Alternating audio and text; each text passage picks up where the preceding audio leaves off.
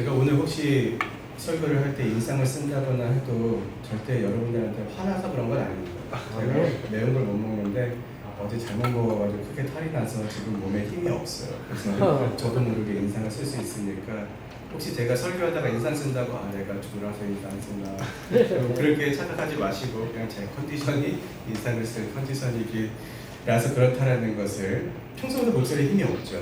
말도 안 빠를 수도 있습니다. 그래서 오늘 컨디션이 좀 안 좋구나라고 생각을 하시면 됩니다. 우리 오늘의 본문의 말씀을 많은 분들이 이렇게 즐겨 좋아하는 구절이기도 하겠지만 때로는 많은 분들이 많이 좋아하는 만큼 오늘의 말씀을 통해서 우리에게 선포하신 하나님의 말씀이 정확하게 무슨 뜻이고 어떤 가르침과 명령을 우리에게 주고 있는지에 대해서 많이 또 오해를 하고 있는 구절이기도 합니다.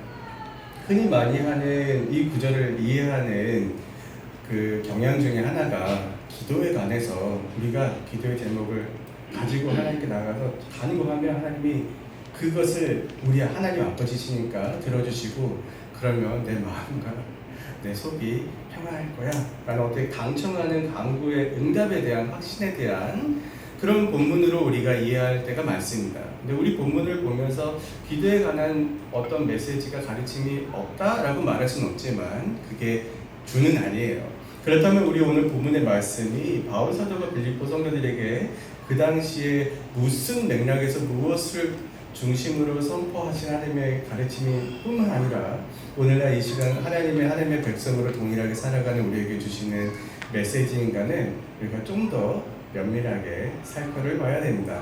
그러기 위해서는 우리 오늘 본문의 말씀을 찬찬히 살펴보는 것도 중요한데 사실은 구약의 중요한 본문도 함께 아울러서 살펴봐야 돼요. 우리 성도님들이 워낙에 우리 산돌교회 성도님들은 성경을 묵상을 잘한다는 소문이 이미 제가 있는 학교까지 나와서 제가 굉장히 이제 뿌듯해하고 있긴 하는데 그렇다면 우리 오늘 빌립보서 4장 6절에서 7절을 읽을 때 생각나는 구절 구약의 본문이 있으면 정말 대단하신 겁니다. 제가 한번 이 같은 본문으로 수업을 하면서 학생들에게 이 본문을 읽을 때 어떤 구약의 본문이 생각이 나냐고 물을 때 대답하는 사람이 없었어요. 그래도 우리 산돌교회에서는 혹시라도 있으면 우리 담임 목사님께서 굉장히 뿌듯해하셔도 노예에 가서 자랑을 하셔도 무방할 정도입니다. 어떤 구약의 본문이 우리 오늘 읽었던 빌립보서 4장 6절과 7절과 굉장히 유사할까요? 우리 오늘 본문의 7절에 보면 포인트가 마음과 생각을 지키잖아요. 이 마음과 생각을 지키는 것과 관련된 본문이 있습니다.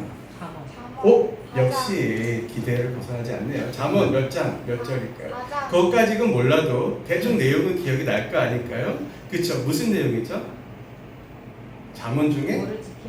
맞습니다. 참주셔야 될 거예요. 무릇 지킬 만한 것 중에 내 마음을 지키라. 이게 우리 오늘 본문에서 바울 사도가 이 말씀을 할 때 염두에 두고 사용했던 그 구약의 잠언의 말씀이에요. 그래서 우리 오늘 본문의 말씀을 통해서 사도 바울이 어떤 메시지를 전했는가를 살펴보려면 잠언서 4장 23절에 나오는 이 구절이 어떤 지혜의 말씀이었고 그 배경 속에서 우리가 빌립보서 본문의 말씀을 살펴볼 때에 정확하게 그 본문의 메시지를 우리가 파악할 수가 있는 겁니다. 그렇다면 잠언서 4장 23절을 제가 다시 한번 읽어드리겠습니다. 모든 지킬 만한 것 중에 더욱 내 마음을 지키라. 생명의 근원이 이에서 남이니라 라고 해요. 잠언서는 우리가 31장까지 있는데 우리가 잠언을 이제 읽다 보시면 너무 중구난방인 것 같아서 어떻게 읽어야 될지 모르겠다 하지만 크게 아웃라인을 잡아보면 잠언 1장서부터 9장은 일종의 인트로덕션이에요. 그 인트로덕션 중에 무엇을 얘기하냐면 지혜의 말씀들은 대부분 우리 시편 1편과 2편도 마찬가지지만 이 지혜는 성경에서 말하는 지혜는 우리에게 하나의 이 선택을 하게 만드는데 선한 길, 악한 길, 복된 자의 길, 그렇죠. 복되지 않은 죄인의 길, 의로운 길, 악인의 길을 선택하게 합니다. 이 세상에는 두 갈래의 선택지가 있어요. 그것 중에 어떤 것을 선택해야 의인이며 지혜로우며 선한 하나님께 합당한 삶을 살아가는가에 관한 가르침을 이제 지혜문헌, 잠언, 뭐 시편의 일부 시편들, 그 다음에 전도서에서 다루고 있는 겁니다. 이 오늘 본문의 말씀은 그 잠언 1장서부터 9절까지 이 지혜로운 지혜자가 우리는 솔로몬이라고 알고 있죠. 이 솔로몬 왕이 아들한테 뭐 백성들 전체를 대상으로 하고 자기 아들을 대상으로도 할 수 있겠지만 이제 아들한테 이 세상에는 두 종류의 여인이 있는데 한 종류는 지혜로운 여인이고 한 종류는 음행한 여인이다. 이게 일종의 모티브예요. 지혜의 길을 선택하거나 세상의 악인의 길에 정욕의 길을 선택하는 두 갈래 길이 있는데 그 중에 오늘 본문의 말씀은 지혜를 선택해야 한다라는 그 맥락 속에서 우리 오늘 본문의 말씀이 있는 겁니다. 우리 오늘 그 잠언서 4장 23절 앞절에 보면 모든 것을 우리가 두 가지 중에 하나를 잘 선택해야 되는데 반드시 지혜를 선택해야 돼.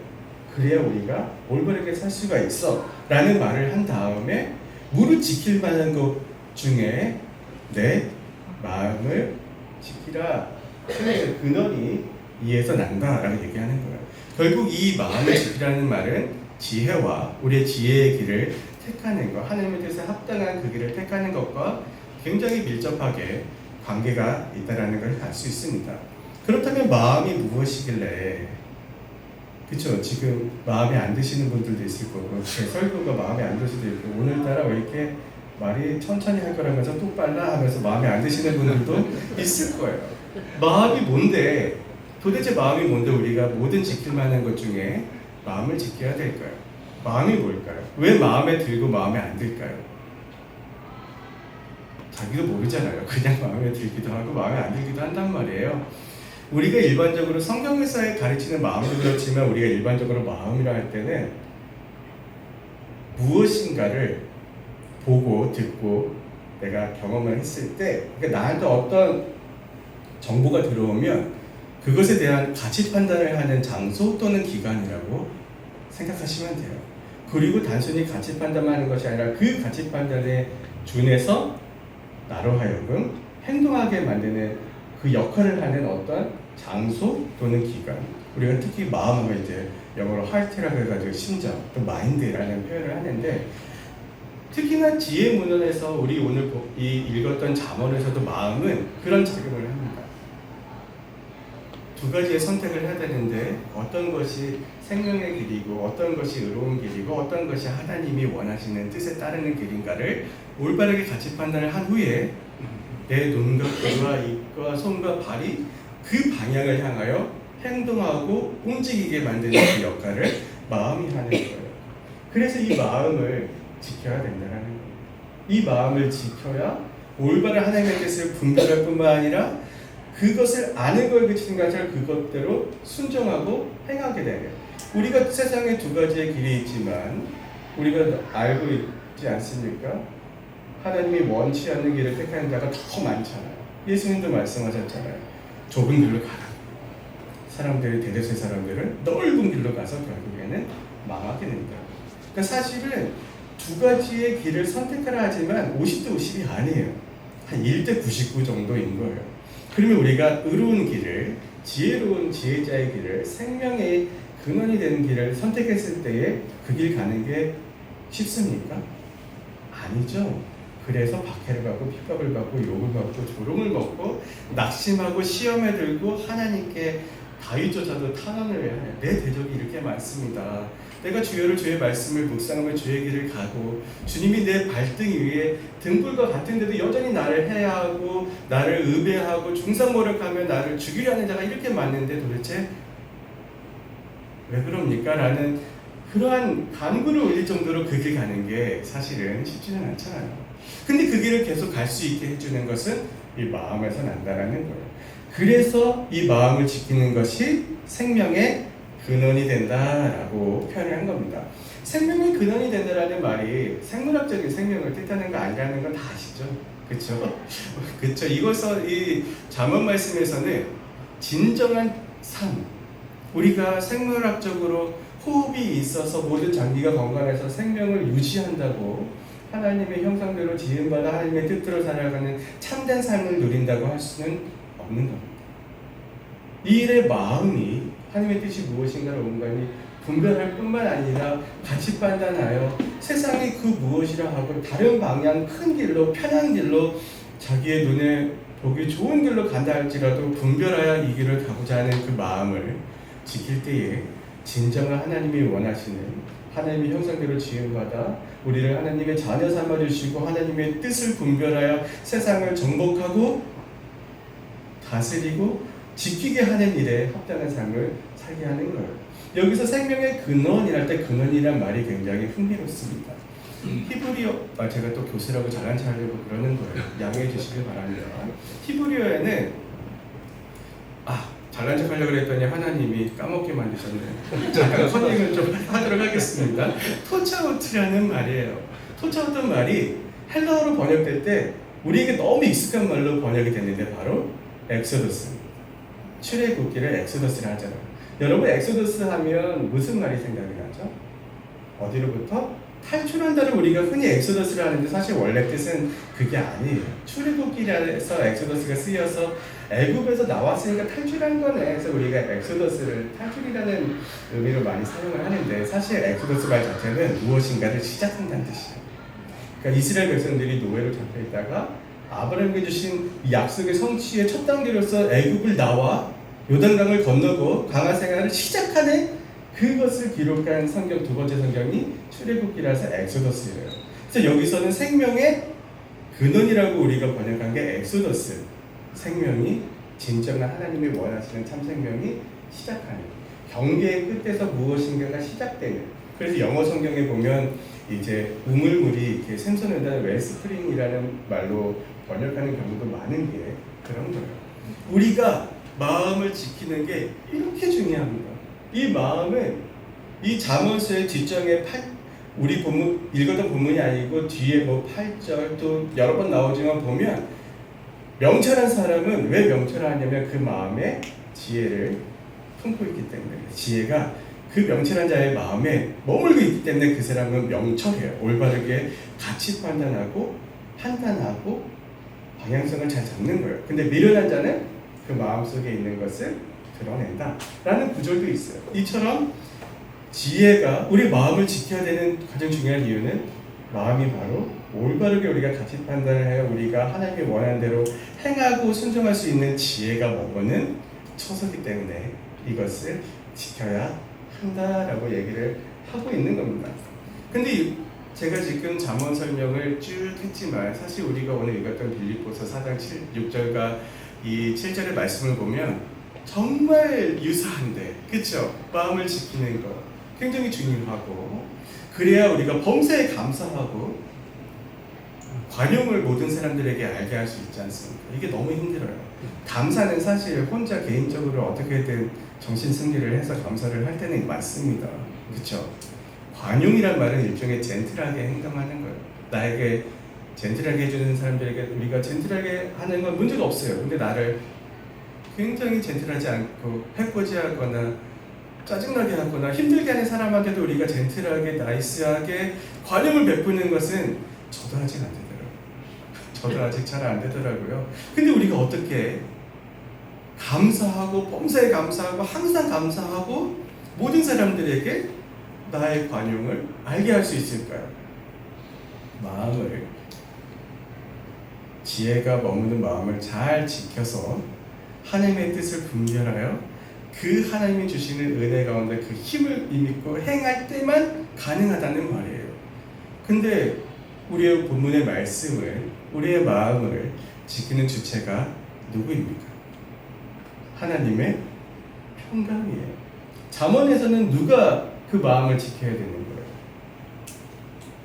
지혜롭고 싶은 자, 살고 싶은 자, 하나님의 뜻이 무엇인가를 분별하고 싶은 자, 하나님의 자녀라고 스스로 여기는 자가 스스로 그 길을 선택해서 마음을 지키고 유혹과 시험과 환난에 빠져도 굳건하게 날마다 내 발등 위에 등불과 같이 주야로 주의 우리 여기 떠 있었어요. 여호수아에서 말씀. 주야로 주의 말씀을 묵상하여 여호수아 1장 9절처럼 시편 1장 1절의 말씀처럼 우리가 그 길을 택하여 가야만 하는 거예요. 근데 우리 오늘 본문의 말씀은 주체가 누구시죠? 하나님의 평강이 우리의 마음과 생각을 지키신대요. 굉장히 유사한데 배경이 되는데 이러한 차이점이 있는 이유가 뭘까요? 이러한 차이점이 있는 이유가 뭘까요?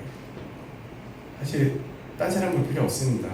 내가 자기 스스로를 보면 알잖아요. 스스로에게 한번 물어봅시다. 아무개야, 너는 이 두 가지 중에 생명의 길, 지혜의 길, 복 있는 자의 길, 의로운 길, 좁은 길을 택하겠느냐? 라고 했을 때 여러분들의 답은 예스와 노 뭐예요? 그죠? 다 본인의 말과 예스를 하실 겁니다. 그렇죠? 예스를 할 것인데 진지하게 내가 그 예스를 선택했으면 그것을 감당할 힘이 있습니까? 있으면 우리가 그렇게 하나님께 도대체 왜 나에게 무슨 억간 심정이 있어서 맨날 왜 이런 일이 라는 기도를 안 하겠죠. 그렇죠? 그걸 감당할 수 있는 힘이 있으면 범세 우리가 하나님께 이렇게 인생은 아름다운지 라고 찬양을 할 텐데 그러지 않는단 말이에요. 순간순간이 우리 힘으로는 감당하기가 버겁고 나의 힘과 능력과 의지로는 할 수 없어요. 더군다나 로마서 7장에서 말씀하신 것처럼 내가 암만 선한 하나님의 뜻대로 행하고 싶은 마음의 법이 있다 하더라도 더 강력한 법이 우리를 사로잡습니다. 죄와 사망의 법이 우리를 사로잡아서 그 길을 가지 못하게 만들어요. 그래서 결국 솔로몬 왕이 아들에게 준 지혜의 말씀은 우리가 알다시피 구약을 쭉 읽어봐도 알고 우리를 돌아봐도 알고 인류의 역사를 돌아봐도 알듯이 사실은 실패했죠. 현실성이 거의 제로에, 거의라고 말한 이유가 있어요. 거의 제로에 가까운 지혜의 말씀이 된 겁니다. 그런데 우리 바울 사도는 그것도 모르고 빌립보 성도들에게 마음과 생각을 지키래요. 그래야 범사에 감사하고 우리의 과정 사람들에게 알 수 있게 해준대요. 왜냐하면 주님이 가까이 와셨대요. 지금 말세의 때를 중간에 하나님의 뜻이 성취되어 가는 때를 살고 있으니까 더 그래야 된대요. 그러면서 우리의 본문의 말씀을 보면 걱정하지 말래요. 왜 염려하지 말까요? 내가 과연 이 길을 제대로 갈 수 있을까? 내가 과연 이 일들을 감당할 수 있을까? 하나님의 뜻대로 행할 수 있을까? 걱정하지 말아요. 애초에 못하니까. 걱정하지 말아요. 그렇잖아요. 제가 운동을 좋아는 하는데 서브는 잘 못합니다. 그래서 뭐 다른 거 할 때는 제가 경쟁하는 마음이 되게 많아요. 까칠하잖아요. 그래서 그게 많은데 운동은 처음부터 경쟁하고 싶은 마음이 없어요. 예전에 친구들이랑 함께 당구를 배웠는데 애들은 막 200, 300 가는데 저는 계속 80을 안 넘더라고요. 다른 거 같았으면 막 밤새워서 하고 막 따라잡고 내가 더 잘하려고 할 텐데 경쟁하고 싶은 마음이 안 생겼어요. 애초부터 내가 그걸 못한다니까 내 스스로 너무 아니까 포기가 되더라고요. 염려가 안 되는 거예요. 나는 그냥 이 정도만 쳐도 좋아 라고 넘어가는 거예요. 염려하지 말라는 것은 애초에 우리가 못하니까 신경 쓰지 말라는 거예요. 그리고 우리의 모든 기도와 간구를 하나님으로 하여금 알게 하라는 겁니다. 그러면 자문에서는 내가 스스로 마음과 생각을 지켰어야 되는데 그 길을 선택해 가야 되는데 끝까지 갔을 때 상 주시는 일을 바라보는 건데 그런 기대가 있는 건데 그런 실패가 우리가 미리 아는데 빌립보서에서는 하나님의 평강이 우리 마음과 생각을 지켜서 의로운 자에게 복된 자에게 지혜로운 생명의 근원이 되는 그 길을 가게 해준다고 하는 겁니다. 아멘. 그렇다면 하나님의 평강이 도대체 뭘까요? 하나님께서 우리의 마음을 지켜주신다면 우리는 편할 텐데 하나님의 평강이 우리의 마음을 지켜준대요. 평강은 영어로 피스잖아요. 헬라어로는 에이레네입니다. 빌립보서를 비롯한 바울의 대부분은 나 바울이 누구에게 편지를 쓴다 하고 항상 은혜와 평강이 아버지 하나님과 예수 그리스도부터 너에게 있을지어다라는 인사로 시작을 해요. 그만큼 은혜, 평강은 굉장히 중요해요. 근데 하나님의 평강이 도대체 뭐길래 우리의 마음과 생각을 지킨다고 사도 바울이 사실 어법이 안 맞잖아요. 그렇죠? 사물주어가 우리의 마음과 생각을 지킨다는 것이 사실 어법이 잘 안 맞는 거예요. 하나님이 지키신다, 예수님이 지키신다, 성령님이 지키신다 하면 오히려 탁 올 텐데 하나님의 평강이 지키신대요. 도대체 왜 그렇게 말씀을 하신 걸까요? 저처럼 잘난 척하려고 말을 꾼 걸까요? 그건 아닐 거란 말이에요. 이 평강이라는 거에 굉장히 중요한 이유가 있기 때문에 그래요. 이 평강이라는 건 우리가 흔히 지금 쓰는 용어로 사용하면 평화예요. 하나님의 평화는 도대체 뭘까요? 이게 히브리어로는 우리가 너무나도 잘 아는 유대인들이 많이 사용하는 인사말이에요. 샬롬. 샬롬이라는 것이 안녕하신가, 평안하신가 라는 거잖아요. 이 샬롬이라는 것도 그렇고 사실은 샬롬과 연계돼서 다른 단어를 함께 살펴볼 텐데 기본적인 개념은 온전함에 있습니다. 온전함. 그래서 히브리어에는 구약 성경 특히 이제 모세오경에는 온전함을 뜻하는 두 개의 용어가 있어요. 하나는 타밈이라는 거예요. 타밈. 예. 또 하나는 우리가 오늘 살펴본 샬롬입니다. 타밈은 상태의 온전함을 뜻합니다. 샬롬은 관계의 온전함을 뜻해요. 그래서 희생제사나 그런 민수기나 예기에 보면 흠없고 정결한 제물을 할 때 타밈을 써요. 그래서 날마다 유대인들이 제사장들이 드리는 제사가 타미드 제사예요.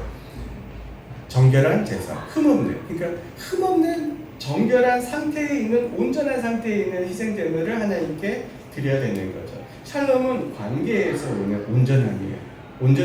온전하다는 것은 꽉 차서 모든 기대와 요구가 다 맞은 상태, 부족함도 없고, 그죠? 성취된 상태, 이런 거를 뜻하니까 온전함인데, 샬롬은 관계의 온전함이에요.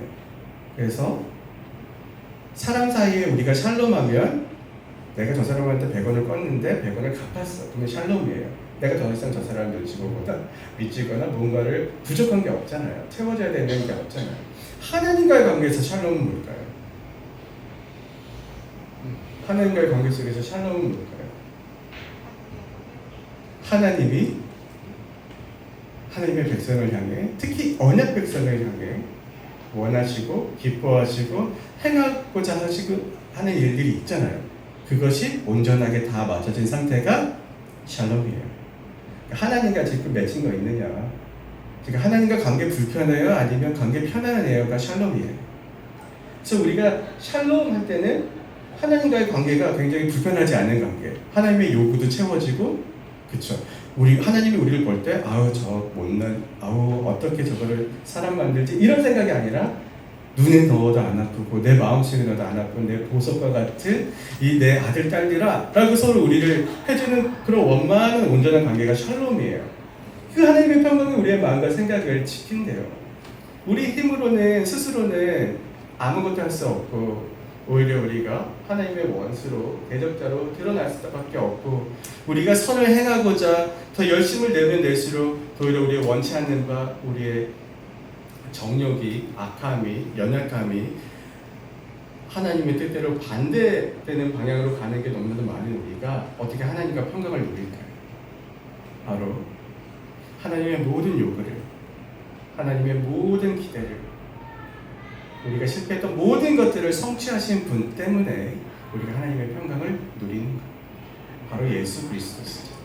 그래서 예수 그리스도가 새 언약의 중보가 되셔서 이제 우리는 모세 언약이라는 옛 언약의 관계 속에 하나님과의 샬롬을 추구하는 것이 아니라 새 언약의 중보 되신 예수 그리스도의 그 보혈의 능력과 공로에 힘입어서 그를 믿는 자는 다 예수 그리스도 안에 있어서 하나님과의 새 언약의 관계에 새 언약의 백성으로서의 샬롬, 온전한 관계를 누리는 겁니다.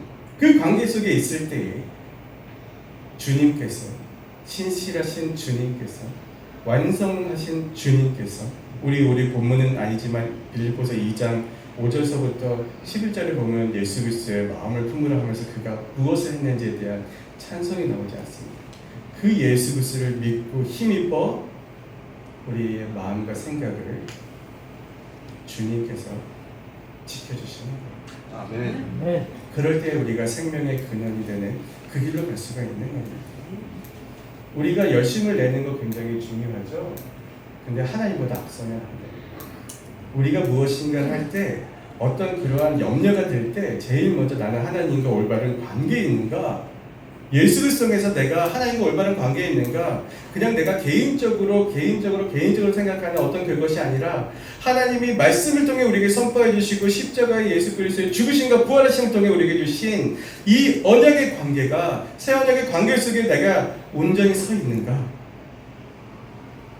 방법은 하나예요. 내가 예수 그리스도를 믿고 주 안에 있을 때 그 언약적인 관계와 온전함의 축복을 다 얻는 겁니다. 그것이 확실한 후에는 염려할 필요가 없어요. 내가 하는 게 아닙니다. 주님이 하셨고 또 우리를 통해서 하시는 겁니다. 이제는 내 안에 사는 것이 내가 아니에요. 바로 주님이십니다. 그런 사도 바울의 고백이 우리 오늘 본문 말씀에 녹아되는 겁니다. 그렇다면 우리가 착각할 수가 있어요. 또 우리 많은 분들이 이렇게 설교를 하면 안 그래도 열심히 하라고 해도 시원치 않을 바에 왜 찬물을 끼냐고, 그래서 교수님들은 목회를 못한다고 이렇게 하시는 분들이 있긴 하는데 설마 그런 생각을 하시지는 않을 것 같고, 그렇죠? 제가 이 말을 하는 이유는 하나님보다 앞서 나가지 말라는 겁니다. 열심을 내지 말라는 게 아니라 앞서 나가지 말라는 거예요. 관계가 먼저 중요합니다. 그 관계의 핵심은 예수 그리스도를 믿는 믿음이고 그 십자가의 공로의 부활의 능력이에요. 그 관계 속에 서 있을 때 비로소 우리가 열심을 내는 겁니다. 그 열심을 내는 게 구약에서는 신명기 6장 4절 5절에 나오는 쉐마예요. 들으라 이스라엘. 뭘 들으라 그래요? 내 마음과 생명과 정성을 다해 하나님을 사랑하고 우리 마음속에 주의 규례를 새겨놓으라 그랬습니다. 베드로 사도도 베드로 전서에서 같은 이야기를 했었어요. 예수 그리스도의 마음을 품어야 돼요. 예수 그리스도의 마음을 품는 이유가 고난을 받은 자는 죄를 그쳤기 때문이에요. 그래서 주와 함께 우리가 고난을 받으래요. 그 이유는 우리가 주와 같은 마음을 품어서 육체에 남은 때를 주와 함께 주를 닮는 모습으로 열심내요. 살아가게 하기 위해서요. 제가 이렇게 대학생 때는 셰퍼가 굉장히 유명했어요. 셰퍼가 한 말 중에 지금도 기억나는 게 수동적 능동이라는 말을 했어요. 우리는 되게 능동적으로 하나님을 사랑하고 섬기고 모든 봉사를 해야 됩니다. 하지만 시작은 수동적인 상태. 주님이 먼저 행하시고 관계가 먼저 형성이 되고 그 공로 가운데 그 보혈의 능력 가운데 성령님의 능력을 힘입어 우리가 능동적으로 순종하고 열심히 사랑하고 섬기고 봉사하고 세상 그 누가 우리를 뭐라 하더라도 그 좁은 길로 가는 겁니다. 그럴 때에 염려할 이유가 없잖아요. 어차피 우리는 못하고 주님이 하시는 일을 염려하지 말고 그 모든 좁은 길을 가는 곳곳에 누가 나를 중상모략하거나 손가락질하거나 내가 약해서 넘어질 때도 많고 내 마음이 흔들릴 때 다 주님으로 하여금 알게 하시라는 거예요. 내가 이것을 갖고 싶어요. 우리 아들처럼 게임기가 갖고 싶어요. 아버지 꼭 사주세요. 이런 기도가 아니라 내가 주님의 길로 가고 있는데 이 길을 선택하고 있고 하나님이 그 마음을 주시고 내 마음을 지켜줘서 나를 그 길로 밀어가고 있는데 내 무릎이 자꾸 꺾여요. 내 손이 자꾸 힘을 잃어요. 내 눈이 자꾸 다른 데를 봐요. 하나님께 이야기하시라는 겁니다. 하나님께 구하라는 거예요. 그러면 그 언약의 하나님께서 우리의 아버지께서 우리의 마음과 생각을 지키시는 평강의 하나님께서 어떻게 하시겠어요? 빌립보서 나머지 절 읽어보시면 알 겁니다. 시간이 다 돼서 여기서 급하게 마쳐야 될 것 같아요. 우리가 교회 봉사를 하는 것 정말 열심히 내는 게 너무나도 중요합니다. 하나님의 역사는 열심히 내는 사람을 통해서 이루어졌어요. 근데 잘못된 관계를 갖고 있고 잘못된 방향성을 갖고 있고 열을 내면 어느 조직이든 다 망하게 됩니다.